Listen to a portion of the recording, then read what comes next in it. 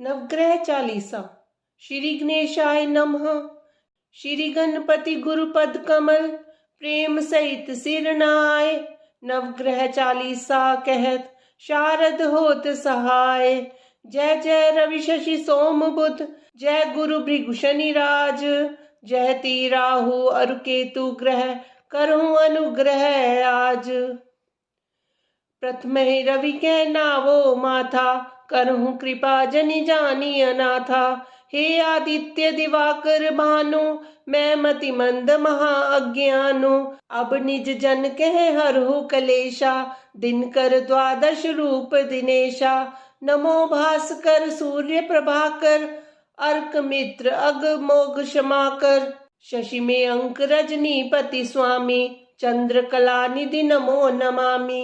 राकापति हिमांशु राकेशा, प्रणवत जनतन हरहु कलेशा। सोम इंदु बिदु शांति सुधाकर, शीत रश्मि औषधि निशाकर। तुम्ही शोभित सुंदर बाल महेशा, शरण शरण जन हरहु कलेशा।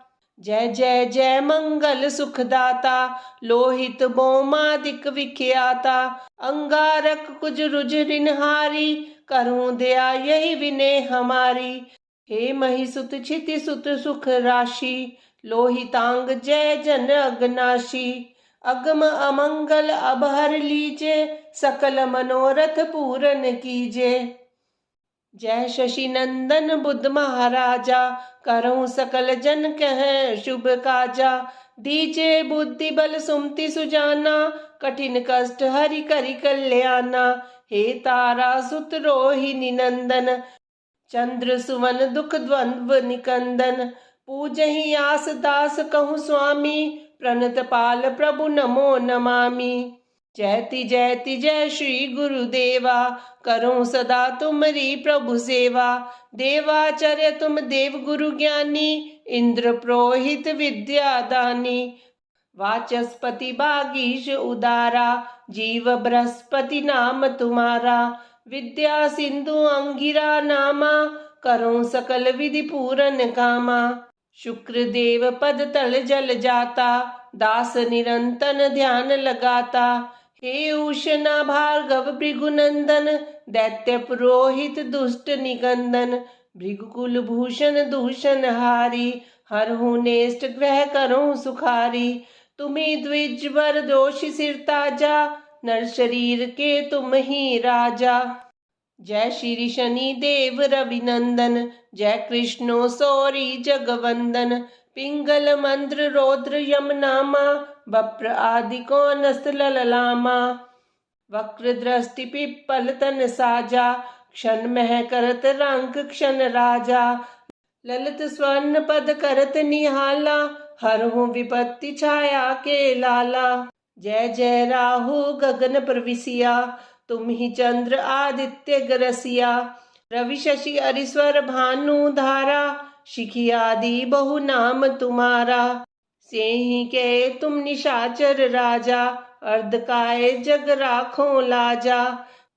यदि ग्रह समय पाए हिम आवहु, सदा शांति और सुख उपजावहु। जय श्री केतु कठिन दुख हारी, करहु सुजन हित मंगलकारी। ध्वज युत रुंड रूप विकराला, घोर रौद्र तन अगमन काला। शिखी तारिका ग्रह बलवाना, महाप्रताप न तेज ठिकाना। वाहन मीन महाशुभकारी, दीजे शांति दया और धारी। तीरथ राज प्रयाग सुपासा, बसे राम के सुंदर दासा। ककरा ग्राम ही पुरे तिवारी, दुर्वासाश्रम जन दुखहारी। नवग्रह शांति लिख्यो सुख हेतु, जनतन कष्ट उतारन सेतु। जो नित पाठ करे चित लावे, सब सुख भोगी परम पद पावे। धन्य नवग्रह देव प्रभु, महिमा अगम अपार। चित नव मंगल मोद ग्रह, जगत जनन सुख द्वार। ये चालीसा नवो ग्रह, बिरचित सुंदर दास। पढ़त प्रेम सुत बढ़त सुख, सर्वानंद हुलास। इति श्री नवग्रह चालीसा संपूर्णम। जपाकुसुम संकाशं द्विभुजं पद्महस्तकं सिन्दूरावरमाल्यं च रक्तगन्धानुलेपनं माणिक्यरत्नखचित सर्वाभरणभूषितं सप्ताश्वरथवाहं तु मेरुं चैव प्रदक्षिणं देवासुरवरैर्वन्द्यं गृणिभिः परिसेवितं ध्यायेत् पठेत् स्वर्णाभं सूर्यस्य कवचं मुदा गृणिः पातु शिरोदेशे सूर्यः पातु ललाटकम् आदित्यो लोचने पातु श्रुति पातु दिवाकरः घ्राणं पातु सदा भानुः मुखं पातु सदा रविः जिह्वां पातु जगन्नेत्रः कंठं पातु विभावसुः स्कन्दोऽग्रः पतिः पातु भुजो पातु प्रभाकरः क्रावच्चकरः पातु हृदयं पातु नभोमणि द्वादशात्मा कटिं पातु सविता पातु सक्थिनी उरु पातु सुरश्रेष्ठो जानुनी पातु भास्करः जंगे में पातु मार्तंडो गुल्फो पातु त्विषाम्पतिः पादोदिन मनिः पातु पातु मित्रोऽखिलं वपु आदित्य कवचं पुण्यं भेद्यं वज्रसन्निभं सर्वरोगभयादिभ्यो मुच्यते नात्र संशयः संवत्सरमुपासित्वा साम्राज्य पदवीं लभेत् अशेष रोग शान्त्यर्थं ध्यायेदादित्यमण्डलम् अनेक रत्न संयुक्तं स्वर्णमाणिकाय भूषणं कल्पवृक्ष समाकीर्णं कदम्ब कुसुम प्रियं सिन्दूरवर्णाय सुमण्डलाय सुवर्ण रत्नाभरणाय तुभ्यं पद्मादिनेत्रे च सुपङ्कजाय धर्मेन्द्र नारायण शंकराय संरक्त चूर्णं ससुवर्णतोयं सकुकुमाभं सकुशं सुपुष्पं प्रदत्तमादाय च हेमपात्रे प्रशस्तनादं भगवन् प्रसीद श्रीनु देवी प्रवक्ष्यामि स्तोत्रं सर्वभयापहं सर्वकामप्रदं नृणां हनुमत्स्तोत्रमुत्तमं तप्तकाञ्चन संकाशं नानारत्नविभूषितम् उद्धतबालार्कवदनं त्रिनेत्रं कुण्डलोज्ज्वलम् मोञ्जीकोपीन संयुक्तं हेमयज्ञोपवीतनं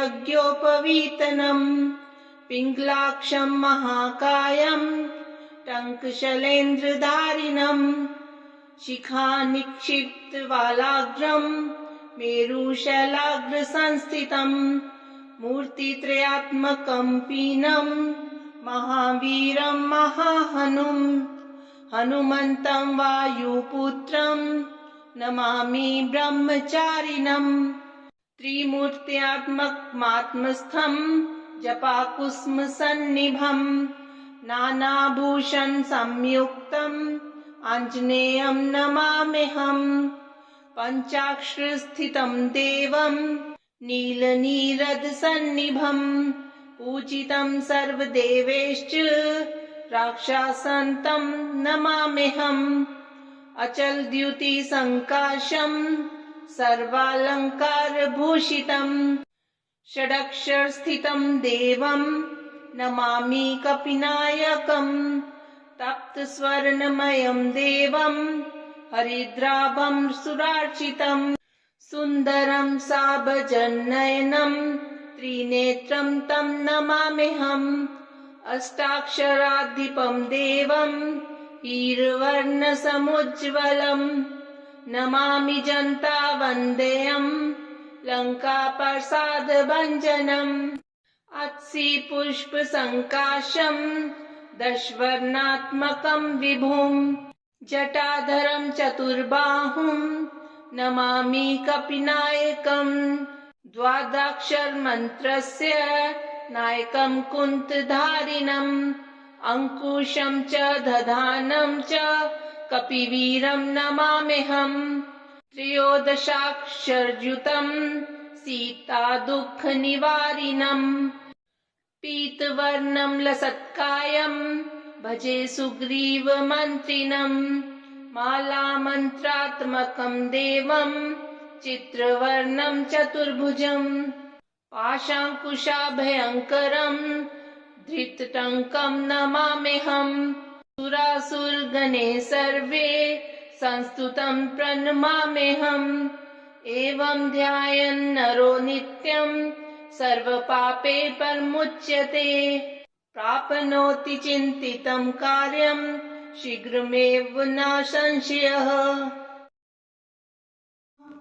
भजे विशेषसुन्दरं समस्तपापखण्डनं सभक्तचित्तरञ्जनं सदैव राममद्वयम् जटाकलापशोभितं समस्तपापनाशकं सभक्तभीतिभञ्जनं भजेह राममद्वयम् निजस्वरूपबोधकं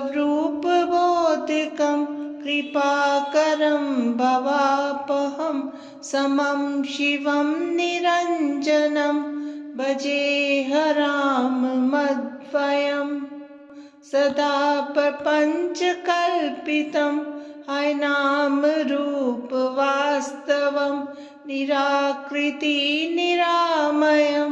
भजेह राममद्वयम् निशप्रपञ्चनिर्विकल्प निर्मलं निरामयं चिदेकरूपसन्ततं भजेह राममद्वयम् भवाब्धिपोतरूपकं हयशेषदेहकल्पितं गुणाकरं कृपाकरं भजेह राममद्वयम् महावाक्यबोधकेर विराजमन् वाक्पदे परब्रह्मव्यापकं भजेह राममद्वयम् शिवप्रदं सुखप्रदं भवच्छिदं भ्रमापहं विराजमानदैशिकं भजेह राममद्वयम्